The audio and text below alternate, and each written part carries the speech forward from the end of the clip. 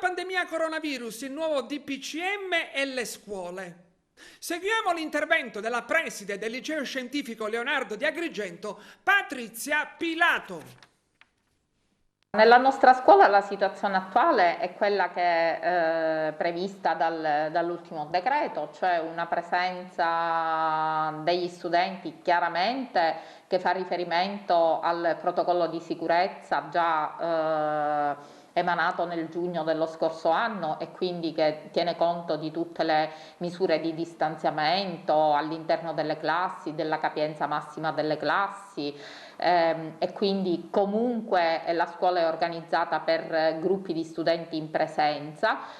gruppi che appunto tengano conto di queste norme sul distanziamento e comunque chiaramente è una scuola nella quale gli studenti pendolari soprattutto frequentano anche in funzione delle ordinanze che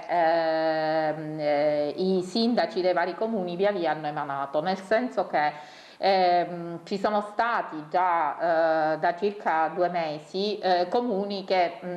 sono stati dichiarati in zona rossa. Ora, chiaramente da questi comuni gli studenti pendolari sicuramente avrebbero potuto frequentare, ma è chiaro che le famiglie spesso hanno chiesto che i propri figli potessero frequentare a distanza. È arrivato adesso il cosiddetto decreto del 26 aprile che prevede diciamo, il rientro in presenza per esempio nelle zone gialle e arancioni tra del 70 fino al 100% della popolazione scolastica. Attualmente noi siamo una regione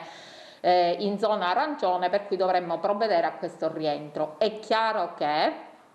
è un rientro che può avvenire soltanto gradualmente, è un rientro che comunque in ogni singola istituzione scolastica deve tener conto della situazione propria dell'istituzione scolastica e del territorio sul quale l'istituzione scolastica insiste chiaramente, e quindi sono situazioni che noi dirigenti siamo chiamati a valutare caso per caso, direi anche giorno per giorno, perché ovviamente la situazione epidemiologica ed emergenziale dei territori è una situazione che muta di giorno in giorno. Diciamo che è una situazione che va attenzionata come sempre, anche adesso con il decreto del 26 aprile, va attenzionata caso per caso, contesto per contesto e situazione per situazione,